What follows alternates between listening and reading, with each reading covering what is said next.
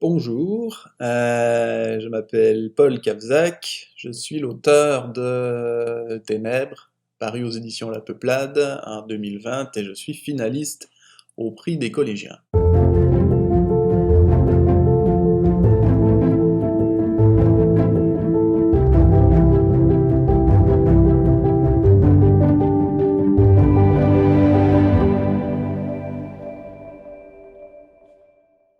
Oui, je c'est pas tant un livre qu'un auteur, c'est John Irving, que j'ai dû lire autour de 17-18 ans. 17-18 ans, c'est un moment que j'ai profondément haï dans ma vie. Voilà, c'était juste pourri de long en large. Mais voilà, je pouvais me réfugier dans les livres de John Irving. Et donc je vais pouvoir me réfugier dans ces livres-là, qui étaient bien mieux que ma vie.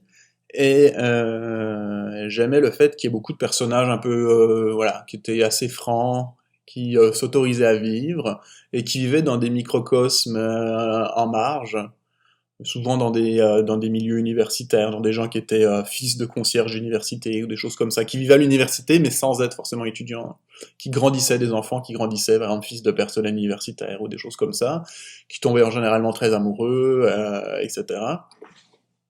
Et j'aimais ça, voilà, j'aimais ces personnages qui parlaient ouvertement de tout, ouvertement de la vie, de l'amour, de la mort, du destin, etc. Et je trouvais ça pas mal et voilà. Est-ce que ce livre m'accompagne ça fait longtemps que je me dis que je veux lire John Irving, j'espère que je ne serai pas déçu. Je pense pas, hein. Ça fait partie de mon ADN, mon ADN romanesque. Je pense que John Irving m'a profondément marqué et la raison pour laquelle j'ai étudié les lettres, c'est en partie parce que j'étais fan de John Irving. Je connaissais rien du tout à la littérature, mais j'aimais John Irving. Là, je sais qu'il y a un piège dans la question. Vous allez me faire avouer qu'il y a de la culpabilité à lire, alors qu'il n'y a jamais de culpabilité à lire. Donc, pas de plaisir coupable, hein. Ça peut être non plaisant, mais jamais coupable de lire. Sauf si vous lisez un journal intime de quelqu'un et qui vous a interdit de le lire. D'ailleurs, moi je pense qu'il faut tout lire. Normalement, au Salon du Livre de Québec, s'il n'y avait pas eu la pandémie cette année, j'aurais dû faire lire une boîte de céréales en public. Je suis très, je suis beaucoup pour lire les boîtes de céréales ou les divers emballages de produits, ce qui m'arrivait quelques fois en public. Je conseille à tout le monde de le faire. Et parfois, vaut mieux une bonne boîte de céréales qu'un mauvais poème. Je me suis posé la question, je me suis dit que ce serait le chat du Cheshire, je sais pas comment ça se prononce, Cheshire, dans Alice au Pays des Merveilles.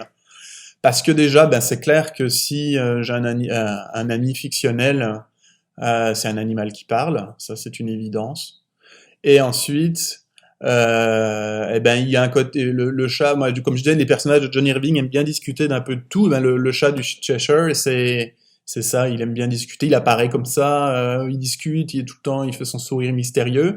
Et donc, voilà, des fois, au lieu de se faire chier à une soirée inintéressante, vaut mieux être, je dis pas que toutes les soirées sont intéressantes, au contraire. Mais des fois, hein, vaut mieux un vendredi soir le passer à discuter avec le chat du Cheshire que voilà, à s'emmerder, je sais pas avec qui, et à parler de choses, voilà. En fait, il parle beaucoup de choses dont parlent les romans, hein, le chat du Cheshire. Donc, il parle de philosophie, il parle de la vie, etc. Avec un sourire mystérieux, comme à mon avis, tout bon roman a un sourire mystérieux derrière lui. Donc voilà. À défaut d'avoir le chat du Cheshire, eh ben, on peut avoir de bons livres.